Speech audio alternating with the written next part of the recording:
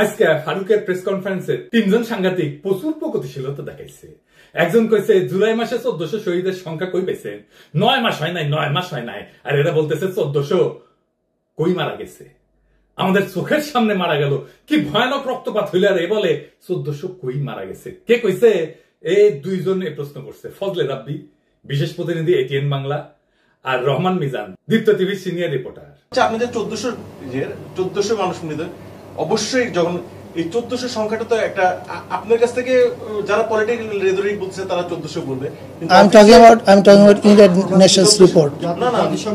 Bhai, please do some research. I'm talking about UN report. আমাদের যে Please do your own research. Check. Man, please do your own research. Yeah. আপনি বললেন যে well informed question with you, please. Yes. আপনি বললেন যে 1400 মানুষ যিনি খুন করেছেন। এখন কথা হচ্ছে আপনি কিভাবে বুঝলেন যে একজন মানুষ 1400 মানুষকে খুন করেছে? এটা তো কোর্ট বলবে, কোর্ট ভার্ডিক্ট করবে। আপনি একটা বায়াস তুই কইছে জুলাই মাসে 1400 শহীদের কথা আপনি কইলেন কেন? এই সংখ্যা কোথায় পাইছেন এবং কোন যুক্তিতে আপনি হাসিনাকে খুনি কইতেছেন? আদালত তো এখনো রায় দেয়নি। আমরা কি আদালতের রায়ের আগে খুনি বলতে পারি? আসেন এই বিষয়টা বুঝে দেখি। বিচারের আগে খুনি বলা যাবে না, এটা অতি ভুল ধারণা। বিচারে খুনি বলা যাবে না, এটা ঠিক না। খুনের মামলা যখন হয়, মামলার বাদী আসামিরা খুনি বইলা দাবি করে বইলাই খুনের মামলাটা দেয়। কাউকে খুনি বইলা আপনি স্রেফ বাদী পক্ষ হইলেন, তার বেশি কিছু না। খুনি বইলা কেউ দাবি করতেছে বইলাই জাস্টিসের কথা আসে, বিচারের কথা আসে। বিচারে বেকসুর খালাস পেলেও বাদী খুনি কইতে পারে, আপিল করতে পারে, বিচারের ব্যাপারে প্রশ্ন তুলতে পারে, ইনসাফের কথা বলতে পারে। প্রশ্ন তুলতে পারে জন্যই আপিল করে, করতেও পারে। কিন্তু সরকার কি পারে? পারে। রাষ্ট্রের মুখ হিসাবে পারে। সরকার হইতেছে রাষ্ট্রের মুখ, কারণ রাষ্ট্র বাদী হইতে পারে, খুনের মামলা দিতে পারে, ট্রাইব্যুনাল তো তাই দিতেছে। রাষ্ট্রের মুখ হিসাবে সরকারের দাবি ঠিক কিনা এটা দেখবে আদালত। রাষ্ট্রের একটা অংশ সরকার, আদালতও আর একটা অংশ। আদালত সরকারের অধীন না, বরং সরকারও আদালতের বিচারের এখতিয়ারের ভিতরের জিনিস। রাষ্ট্র বাদীও হইতে পারে, বিবাদীও হইতে পারে। তাই হাসিনারে খুনের আসামি কইয়া রাষ্ট্র মামলা করার মানে হইল রাষ্ট্র তারে খুনি বইলা দাবি করতেছে, আদালত যেটা বিচার করবে, জাজমেন্ট দেবে। ফারুকি হাসিনারে খুনি দেখা বাদী পক্ষ হইছে। শহীদ পরিবার আর গাজীদের দাবিও তাই, রাষ্ট্রবাদী হবে, কারণ জনতার উপরে হামলা মানে তো খোদ রাষ্ট্রের উপরে হামলা। আর এই লোকটা বাসার চ্যানেল আয়ের সিনিয়র রিপোর্টার, এই লোক কইছে জাতীয় ঐক্য কিভাবে হবে যদি শোভাযাত্রা আপনার হাসিনার এফিসি রাখেন। তাহলে ফ্যাসিবাদের একটা মূর্তি যে ওখানে করলেন, সেই বিষয়টাকে আপনি কিভাবে দেখছেন যে এটা কি ঐক্য হলো? কার সাথে ঐক্য? কারো ঐক্য না, সরি, আর বলছি যে মানে আমরা সুন্দর জায়গাতে গেলাম নাকি আরো অসুন্দরকে বেশি দিন দীর্ঘায়িত করলাম? আচ্ছা, জাতীয় ঐক্যের পার্ট হাসিনা নাকি? হাসিনার দল কি জাতীয় ঐক্যের অংশ? না। ফ্যাসিস্টের সাথে ঐক্য হয় না, ফ্যাসিস্টকে কোনো স্পেস দেওয়া হয় না, দুনিয়া কোথাও দেওয়া হয় নাই, আমরাও দেব না। ফ্যাসিস্টরা আমাদের স্পেস দেবে, ওদের স্পেস দেবে। সকাল সন্ধ্যা বাস ঢুকামো, বাস খাড়া কইরা 2 বার। তো এটা আমার তো অশ্লীল জবাব। আমার ক্ষুদ্র ভাতার ভগ্নীদের জন্য একটু সুশীল জবাব দেয়া দিই। ফ্যাসিস্টদের স্পেস দেওয়া নিয়ে একটা দার্শনিক আলাপ করে দিই এর সাথে সাথে। এগুলা আলাপ অনেক আগে থেকে হয়ে আছে, নতুন করে বলা লাগতেছে, এটাই আশ্চর্যের কথা। ফ্যাসিবাদ গণতন্ত্রের সুযোগ নিয়ে গণতন্ত্রকে ধ্বংস করে। এরা গণতান্ত্রিক অধিকার যেমন মত প্রকাশের স্বাধীনতা, সংগঠনের স্বাধীনতা, এ সমস্ত ব্যবহার কইরা ক্ষমতায় ওঠে, তারপর সেসব স্বাধীনতাই নিষিদ্ধ করে দেয়। হিটলার মুসলিনী দুইজনই গণতন্ত্রের সুযোগ নিয়ে ক্ষমতা আসছিল, তারপরে গণতান্ত্রিক প্রতিষ্ঠান ধ্বংস করছে। তাই ফ্যাসিস্ট মতাদর্শকে সহনশীলতার নামে জায়গা দিলে তারা সেই সহনশীল ব্যবস্থাকে ধ্বংস করে দেয়। কার্ল পপারের একটা লেখা আছে প্যারাডক্স অফ টলারেন্স নামে, ওখানে লিখছে যাদের লক্ষ্যই হচ্ছে বাক স্বাধীনতা, গণতন্ত্র ধ্বংস করা, তাদের বাক স্বাধীনতার অধিকার নাই। সহনশীলতারও একটা সীমা থাকতে হয়। কার্ল পপার বলছিলেন যদি আমরা অসহিষ্ণুতার প্রতি সীমাহীন সহনশীলতা দেখাই তাহলে সহনশীল সমাজই ধ্বংস হয়ে যাবে। অসহিষ্ণু মতাদর্শকে বরদাস্ত করা মানে শেষে সহনশীলতার জায়গাটা নষ্ট হবে। উনি ইংরেজিতে কইছিলেন unlimited tolerance must lead to the disappearance of tolerance. ইংরেজি যেহেতু কইছে ঠিকই গেছে, তাই না? কার্ল পপার আরো কইছে সহনশীল সমাজ টিকে থাকতে চাইলে অসহিষ্ণুতার প্রতি অসহিষ্ণু হইতে হবে। ফ্যাসিস্টদের সাথে খোলা বিতর্ক করলে তারা মুক্ত সমাজের নীতিকে নিজেদের স্বার্থে ব্যবহার করে। উনি ইংরেজিতে কইছেন if you extend unlimited tolerance even to those who are intolerant, if we are not prepared to defend a tolerant society against the onslaught of the intolerant, then the tolerant will be destroyed and the tolerance with them. তার মানে ফ্যাসিস্টদের মত প্রকাশের স্বাধীনতা বলে জায়গা দিলে সেই জায়গা ব্যবহার করে সহিষ্ণুতাকেই শেষ করবে। তাই সক্রিয়ভাবে প্রতিরোধ করাটাই ইনসাফ। ঘৃণার রাজনীতিকে কথা বলার মঞ্চ দেওয়া মানে ঘৃণাকে সামাজিক স্বীকৃতি দেওয়া। এটা তো আমরা করবো না। এই সাংবাদিকদের কিছু বলবো না, কারণ এদের অনেকেই তককে তককে আছে যে সে বলবে আমি স্বাধীন সাংবাদিকতা করতে পারতেছি না বাংলাদেশে, তারপরে অ্যাসাইলাম মারবি। তো তাই এগারে মালিক পক্ষরে ধরা লাগবে। যেমন ধরেন এটিএন মাহফুজ, ওরে সাগরণী হত্যা মামলায় 7 দিনের রিমান্ডে নেন, সাইজ হয়ে যাবে, রুলারের মতো সোজা হয়ে যাবে। এখন পুলিশেরা কবি দাদা হামরে না পছন্দ করে না, তাই বলে শাস্তি দিবেন। ওই আশা যদি গান গাওয়া শুরু করে তাহলে তো আমরা গেছি। ওরে ইনকাম ট্যাক্স ফাইল ধরে টান দিবেন। এদের প্রত্যেকটার নামে দুদকে ফাইল খোলেন টাকা পাচারের। বাংলাদেশের সব কয়টা এলিটের টাকা পাচারের ট্রেস বাই করতে পারবেন। 90% কেসে আপনি পাবেনই খুঁজে, শিওর থাকেন। কিন্তু করতেছেন কি? ধরতেছেন ইরেজ জাকের, যে ইরেজ জাকের জুলাই বিপ্লবে পথে নামিছে, তার পিছে লাগিয়েছেন। যে সর্বান্তকরণের লড়াইয়ের পক্ষে তারা আপনি শত্রু বানাইলেন। বাংলাদেশের এলিট কয়জনের ইরেশের মতো রোল ছিল? হাসিনা না পালাইলে ইরেশের এশিয়াটিক বন্ধ করে দিত, ইরেশকে জেলে পড়তো, আর তার নামে হত্যা মামলা দিলেন। যেই সমস্ত সাংস্কৃতিক কর্মী জুলাই ভয় উপেক্ষা করে মাঠে নামছে, তাদের কাউকে ডিস্টার্ব দিবেন না, ওরা আমাদের ভাই। এইটারে আমার রিকোয়েস্ট বলতে পারেন, এখন রিকোয়েস্ট করলাম। কিন্তু আমি যদি টের পাই কোন দূরভিসন্ধি দিয়ে আছে এর পিছনে, তাহলে করে খায়া ফেলবো তারে।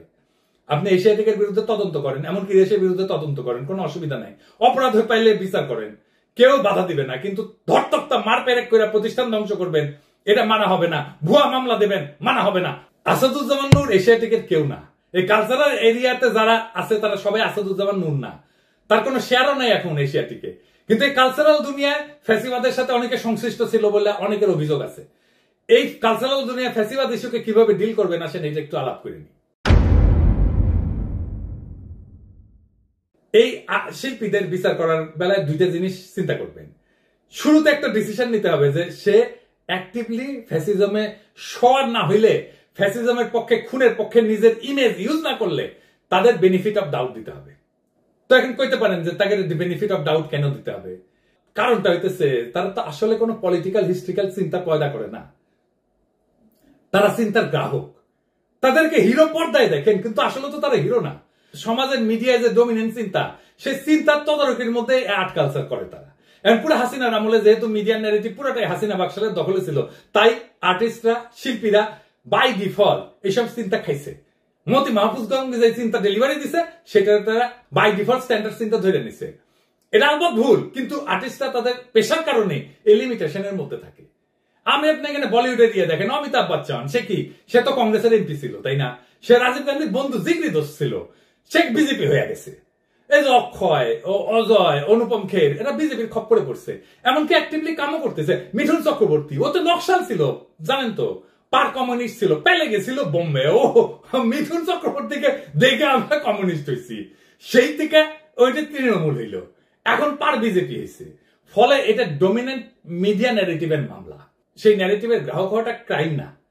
আমাদের মন খারাপ হবে এতে, কারণ আমরা তো তাদেরকে নায়ক দেখে অভ্যস্ত, নায়ক ভেবে অভ্যস্ত। তারা পর্দায় ঢিসুম ঢিসুম ঢিসুম ঢিসুম করে, এরে ওরে ফেলা, এরে ওরে মারে, প্রচুর বিপ্লবী কথাবার্তা বলে, কিন্তু তাদের নায়ক না রে ভাই। তাদেরকে নায়ক বানানো হয়, তাদের পর্দার চিত্র। আসল মানুষ তো এটা না। আসল মানুষ তো আবু সাইদের মতো নায়ক। ওরাই মাথায় রেখে চিন্তায় দুর্বল, এটা মনে রাখতে হবে সবসময়। ওইদিকে ওদের তো কাম করে খাইতে হয়, তাদের পেশা। এখন সমস্ত পয়সা যদি এই ফ্যাসিজমের কামে খরচা হয়, তাহলে আর কোনো কামের অপশন যদি না থাকে, তখন তাদের খাইয়া পয়রা বাঁচতে হলে ফ্যাসিজমের আর্ট কালচার করে ভাড়া কাটতে হবে। তো উপায় থাকে না, তো বাস্তবমুখী হইতে হবে তোরে ভাই। আক্কেল দিয়ে চিন্তা করতে হবে, তো হৃদয় দিয়ে চিন্তা করতে হবে। তো এরকম শিল্পীদের মতো অ্যাটফার্মও একই সিচুয়েশনে থাকে। তাই আমাদের বিচার করতে হবে অ্যাক্টিভলি কি কি করছে তারা। কাজ কামের বেলায় তারা ভাড়াটে মাত্র। ডমিনেন্ট ন্যারেটিভ আমরা পাল্টাই, তখন ওরাও এই ডমিনেন্ট ন্যারেটিভে ভাড়াটে হবে। আপনি আলী জাকের, সারা জাকের, আসাদুজ্জামান নূর অপছন্দ করলে ইরেশ ডিফারেন্ট। তার কারণ ইরেশ অনেক বেশি বাংলাদেশি। কলকাতার সাথে যে আমাদের লিঙ্গুইস্টিক ফাইট, ইরেশ আমাদের পক্ষে। ও ঢাকাইয়া, ওর বাপ মা ইভেন আসাদুজ্জামান নূরের চাইতে অন্য লাইনে। ইরেশ জাকের শাওন না। আমাদের ইরেশ আর শাওনের মধ্যে তফাৎ করতে পারতে হবে। এইবার আসেন ফাইনাল আলাপে, যেটা ভয়ঙ্কর ভাবে আমাদের সবাইকে ফাঁসির দড়িতে ঝুলাইতে পারে, সেটা কি? আপনারা দেখতেছেন যে পুলিশ হত্যা ইস্যুটা, এটা হাসিনা বলতেছে, গোলাম মাওলা রনি বলতেছে, নবনীতা বলতেছে, পুরো আওয়ামী ফ্যামিলি বলতেছে। শুনেন হাসিনা কি বলে। তারা বলছে আওয়ামী লীগ আর কি ধ্বংস হয়ে যাবে, আওয়ামী লীগ ভেসে আসেনি। আওয়ামী লীগ কারো পরগাছা না, আওয়ামী লীগের শিকড় অনেক বেশি শক্তিশালী। এই মাটি মানুষের জন্য আওয়ামী লীগ সৃষ্টি, ছাত্রলীগ লাশ পেল, সরকার পড়ে যাবে এই থিওরিতে। এই হত্যাকাণ্ড আমরা ঘটাইনি, খুনি ইউনূসের বিচার করতে হবে। আমাদের হাজার হাজার মানুষ হত্যা করেছে, পুলিশ হত্যা করেছে, তার বিচার একদিন ইনশাল্লাহ হবে। এই পুলিশ হত্যার মামলার বিষয়টাকে পাত্তা দিতে হবে, এটাকে সিরিয়াসলি নিতে হবে, হালকাভাবে উড়াই দিলে চলবে না। কারণ এই প্রশ্নটা জুলাই বিপ্লবের আইনি ভিত্তি নিয়ে, এটা ফয়সালা করাটা খুব জরুরি। আর ফয়সালা করতে গেলে আওয়ামী লীগের লিগাল স্ট্যাটাসের মুখোমুখি আসবে সরাসরি। এই প্রশ্ন ফয়সালা করতে দিতে চায় না কারা? চেনে এনেদেরকে। এরা হইল 5 থেকে 8 আগস্টের 72 ঘন্টায় জন্মানো এই যে সেটেলমেন্ট, এলিট সেটেলমেন্ট হইল এরা। এদের নাম হইতেছে ডিপ স্টেট, ছদ্মবেশী ব্যুরোক্রেট, সাংস্কৃতিক গডফাদার, মিডিয়া ব্যবসায়ী, হাসিনার অলিগার, আর্মি। কিন্তু কেন তারা ভয় পায় ফয়সালাকে? এই ফয়সালা মানে হইল মুজিবের গড়া মিথ ধরা পড়ে যাবে, বাঙালি জাতীয়তাবাদের গল্প ফাঁস হয়ে যাবে, ভারতীয় মহাসাগরের তীরের খেলাঘরও ভেঙে যাবে। আরো আছে, পুলিশ খুনের মামলা ঝুলাই রাখতে চায় তারা, যেন ভবিষ্যতে বদলা নেওয়ার জন্য একটা স্থায়ী অস্ত্র বানায় রাখা যায়। জুলাই বিপ্লবের বিপরীতে 15 আগস্ট কায়দায় একটা জাতীয় ট্র্যাজেডি বানিয়ে ফেলা যায়, সবাইকে ম্যানিপুলেট করা যায়, জীবনভর ব্ল্যাকমেইল করা যায়। ভেবে দেখতে হবে এই ফয়সালা না হইলে বিপদ কার? বিপদ হবে জুলাই বিপ্লবীদের, আপনার আমার। বেনামি মামলা ইতিহাসে শিয়াল কুকুরের মতো ঘুরতে থাকবে। কখন কে কার শিকারে পরিণত হবে কে জানে, কতদিন আর রক্ষা করা সম্ভব? এখনই এই ফয়সালা চাই, একেবারে আইনের পথে। কিভাবে আসেন সেটা বুঝে দেখি। প্রথমে জুলাই বিপ্লবকে আইনসম্মতভাবে বৈধ এবং হালাল ঘোষণা করতে হবে। কিভাবে করবে? আইন মন্ত্রণালয় দেখবে, সরকার দেখবে। তার আগে হাসিনা সরকারকে দখলদার ফ্যাসিস্ট সরকার হিসেবে রাষ্ট্রীয়ভাবে চিহ্নিত করতে হবে। এর কারণ খুব পরিষ্কার, হাসিনা বাংলাদেশ রাষ্ট্র দখল করছিল, রাষ্ট্রের বাহিনীগুলোকে নিজের মাফিয়া বাহিনীতে রূপান্তর করছিল। আমরা সেই জন্যই 71-এ বলি দখলদার বাহিনী আমাদের হামলা করছিল, তাই না? পাকিস্তানি বাহিনীকে আন্তর্জাতিক স্বাধীনতা ঘোষণা করছে 1971-এর 25শে মার্চ। তাই 25শে মার্চের পরে যারা আমাদের সাথে যুদ্ধ করছে তারা দখলদার। তাই এইভাবে হাসিনা পুলিশ জনগণের বিরুদ্ধে যুদ্ধ শুরু করছিল। জুলাইয়ে জনগণ নিজেদেরকে রক্ষা করছে, আত্মরক্ষার যুদ্ধ করছে, বেঁচে থাকার যুদ্ধ করছে। জনগণের প্রতিরোধে হাসিনার মাফিয়া বাহিনী পরাজিত হয়েছে। এদের পুলিশের যে সমস্ত সদস্য নিহত হয়েছে তাদের পুলিশ খুন বলে চালানোর কোনো আইনি ভিত্তি নাই, তারা ছিল দখলদার বাহিনীর অংশ। এখন প্রশ্ন হচ্ছে, আইনি পথে হাসিনাকে দখলদার এবং ফ্যাসিস্ট ঘোষণা করা যাবে কিভাবে? আসেন বুঝে দেখি। 2024 সালে জাতীয় নির্বাচনকে বেআইনি ঘোষণা করে বাতিল করতে হবে। 14 এবং 18 সালের নির্বাচন অবৈধ, কিন্তু এখন শুধু 24 বাতিলই যথেষ্ট। এবং পলিটিক্যাল থিওরির একাডেমিক ব্যাখ্যায় হাসিনাকে ফ্যাসিস্ট হিসেবে সংজ্ঞায়িত করতে হবে। এই কাজ কঠিন না, কারণ হাসিনার চরিত্রে ফ্যাসিবাদের সমস্ত বৈশিষ্ট্য জল করতেছে। একটা বানাইতে হবে না, একটা বাড়াইতে হবে না, জাতিসংঘের রিপোর্ট আছে। আজ যারা প্রশ্ন তোলে শহীদের রক্ত কোথায়, আজ যারা আজও বলে আদালতের রায় ছাড়া খুনি বলা যাবে না, তারা আজও ফ্যাসিস্টদের জন্য মঞ্চ খুঁজে। তাদের জবাব খুব সোজা, শহীদের রক্ত আমাদের পায়ের নিচে, খুনের গন্ধ বাতাসে, বিপ্লবের আগুন এখনো গল গল করে ফুটতেছে। বিচার আসবে পরে, কিন্তু বিপ্লবের ন্যায় ইনসাফ আগে, আইন পরে, জীবন আগে, শাসন পরে, মুক্তি আগে। আজ যারা সাংবাদিকতার মুখোশ পইরা ফ্যাসিবাদকে বাঁচানোর শখ করতেছে, জাতীয় ঐক্যের নামে খুনিদের কাছে আমাদের জমি বিক্রি করতে চায়, তাদের বলি খতম করে দেব একেবারে, বাকশালের দলবল গুড়াই দেব।